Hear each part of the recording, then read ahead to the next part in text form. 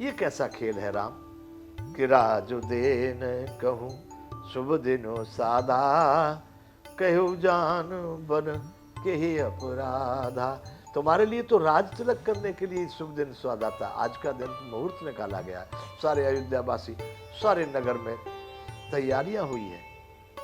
अब बन जाने के लिए कौन सा अपराध तुमने किया है जिसके कारण तुमको वनवास दिया जा रहा है?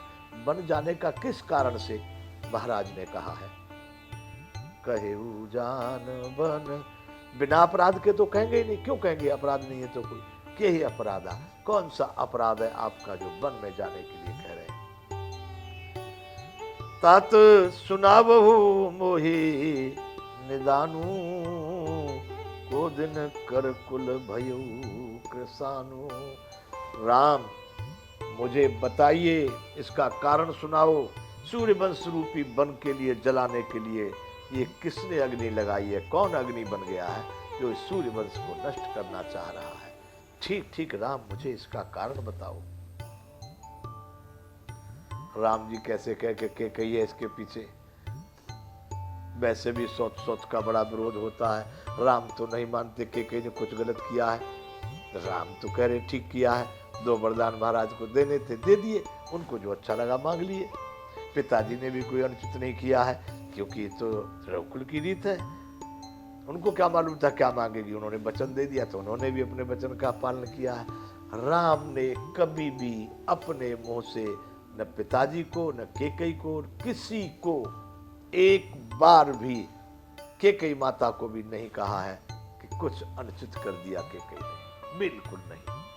राम तो बेचारे बोल ही नहीं पा रहे। वो कह रहे को दिन कर कुल भयऊ कृसानु। कौशल्या माता पूछ रही है।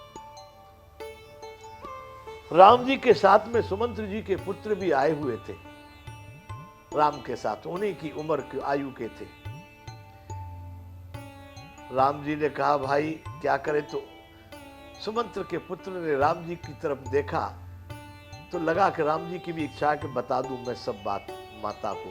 तो निरखि राम रुख सचिव सुत, कारण कहू बुझाए। राम जी की तरफ देख करके, उनका रुख देख करके सचिव के पुत्र ने सारा कारण समझा करके कहा ऐसे ऐसे बात हुई कि कई माता के 2 वरदान थे। महाराज ने वचन दे दिया, उन्होंने मांग लिया। निरखि राम रुख सचिव सुत, कारण कहू बुझाए। पूरी कहानी समझा करके माता कौशल्या को कह दी। सुन प्रसंग रही मूक जिमे, दशा बरन नहीं जाए। बंधुओं सुन करके पूरा प्रसंग माता कौशल्या गूंगे की तरह से चुप की चुप रह गई, बोल भी कुछ नहीं पाई। उनकी दशा का वर्णन नहीं किया जा सकता। केकई ने राम को वन भेजने का क्यों सोचा होगा? वो तो बहुत मानती थी राम को। राम को तो भरत से ज्यादा मानती थी। अनेकों प्रकार के मन में विचार कर रही है, लेकिन एक शब्द भी माता नहीं बोल पा रही। 54वां दोहा है बंधु ये अयोध्या कांड का। अब राखे न सक न कह सक जाहू। बड़ी विचित्र स्थिति में पड़ गई। रख भी नहीं सकती क्योंकि माता पिता वो भी मान रही है कि कहीं भी एक माता है। माता पिता दोनों की आज्ञा है, नहीं रख सकती। बन जाने की कहती है। वे बड़ा एक ही पुत्र है, बहुत बड़ा विषाद है।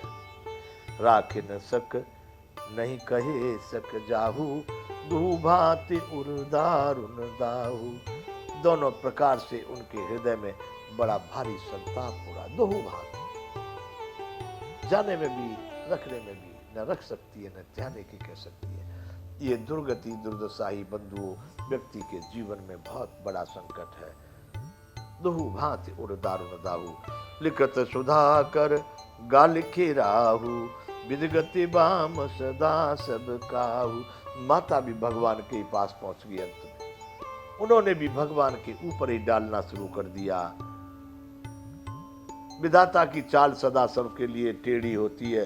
लिखने लगे थे चंद्रमा और लिख गया राहु। ये परमात्मा का खेल विचित्र है। ये नहीं कह रही कि केकई ने बहुत बुरा किया, ये नहीं कह रही कि राजा ने बहुत बुरा किया। भगवान की गति बड़ी विचित्र है। लिखना चाहते थे कुछ और, लिख दिया कुछ और। धर्म स्नेह उभय मति घेरी, भई गति सांप छछूंदर केरी। यहां बंधुओं गोस्वामी जी वर्णन कर रहे हैं कि धर्म और स्नेह, एक तरफ धर्म है कि पिताजी यानी पति की आज्ञा उनके की, और एक माता भी है केकई, उन दोनों की आज्ञा है। ये धर्म है कि इनको वन जाना चाहिए। लेकिन सामने एक का एक ही पुत्र है, अभी विवाह होके आया है और वन को चले जाए। इतना प्रेम है। तो धर्म और प्रेम दोनों के बीच में कौशल्या की मति, धर्म स्नेह उभय मति घेरी, बुद्धि को घेर लिया है। प्रेम और धर्म संकट में पड़ गए। भई गति सांप छछूंदर केरी। कहते हैं बंधुओं, सांप और छछूंदर। सांप कभी चूहे के चक्कर में भूल में भी, वैसे तो उसको दूर से सुगंध गंध आ जाती है उसकी, परंतु भूल में भी अगर मुंह में चली गई छछूंदर, तो सुनने में आता कि अगर उसको बाहर निकालता है, उगलता है, तो अंधा हो जाएगा, और खा जाता है तो मर जाएगा। तो यहां गोस्वामी जी उदाहरण दे रहे हैं कि धर्म और प्रेम के बीच में माता कौशल्या की बुद्धि को घेर लिया है। ऐसी दशा हो गई है सांप और छछूंदर की जैसी होती है। अब क्या करें, न उगल सकती है न निगल सकती है। बड़ी स्थिति। माता, कैसी माताएं भी रही होंगी, कितना धैर्य धारण करती होंगी। राखूं सुतहि करऊं अनुरोधु, मैं अनुरोध कर सकती हूं, पुत्र को रख सकती हूं, मेरी बात को नहीं टालेगा। मैं अगर आज्ञा करूंगी कि नहीं जाओगे राम, तो नहीं जाएगा। राखूं सुतहि करऊं अनुरोधु, क्या होगा? धर्म जाए और बंधु विरोधु। धर्म तो नष्ट होगा और भाइयों का भी आपस में विरोध होगा। कैसे रखूंगी? मन में विचार कर रही है। जब सचिव के पुत्र ने सारी कहानी बताई है, केकई ने किया है सारा काम। कहूं जान बन तो बढ़हानी, यदि मैं राम को वन जाने के लिए कहती हूं तो बड़ी हानि है। मैं कैसे रहूंगी राम के बिना? राजा कैसे जिएंगे राम के बिना? कहूं जान बन तो बढ़हानी, संकट सोच विवश भई रानी। इतना बड़ा संकट हो गया और सोच में रानी कौशल्या बड़ी विवश हो रही है, कोई निर्णय नहीं ले पा रही है, क्या करें। लेकिन राम की मां है, बड़ा भारी धीर धारण करके धैर्य को स्वीकार करती है। बहुरी समुझी तिय धर्म सयानी। स्त्री धर्म को सही ढंग से जानने वाली माता कौशल्या ने उस स्त्री धर्म को समझते हुए राम भरत दो सुत समझानी। एक माता है जिसको दो पुत्र अलग अलग दिख रहे हैं। अपनी कोख से जन्म दिया है वो ज्यादा ठीक लग रहा है, दूसरा वाला उतना ठीक नहीं लग रहा। लेकिन यहाँ राम भरत दो सुत समझानी। राम भी वैसा ही है, भरत भी वैसा ही है। भरत राजा बन जाए तो भी कोई बात नहीं, राम राजा बन जाए तो भी कोई बात नहीं। दोनों एक जैसे ही तो है मेरे लिए, तो दोनों समान है। ये वन में जाकर के कुछ अच्छा काम कर लेगा और भरत यहाँ पर राजा बन के अच्छा काम करेगा, दोनों ठीक है। बहुरी समझेती धर्मो सया, ये है स्त्री का धर्म। भरत भी मेरा ही पुत्र है, राम के जैसा ही है।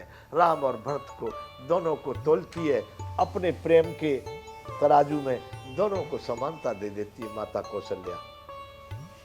सरल स्वभाव राम महतारी, बोली बचन धीर धरे भारी। भारी धैर्य को धारण करके माता कौशल्या सरल स्वभाव वाली थी। भरत को देख लिया, भरत भी राम की तरह से राजा बनेगा, मेरा भरत राजा बनेगा। इतना राम की माता बड़ी सरल स्वभाव वाली थी। धैर्य को धारण करके